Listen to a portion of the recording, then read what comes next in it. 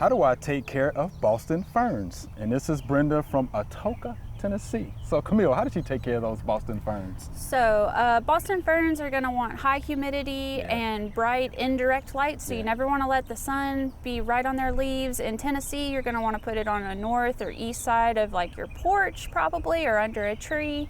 If you're trying to keep it year to year, you have to bring it inside. It doesn't like temperatures below 60 degrees. It starts to get unhappy.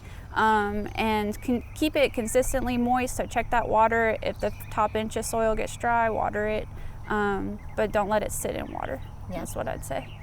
I know a lot of folks who like to take their Boston ferns, they'll put them in the garage over winter. And so most of their fronds will fall off. They'll get kind of dry and crispy, but they're just kind of going into a dormancy state. And then when temperatures warm back up the next year, they'll bring them out, water them real good, put some fertilizer on them, and they'll just rejuvenate. So that could be another option. You know, if you don't have a greenhouse or space to bring it inside your house during the wintertime, you can definitely do that.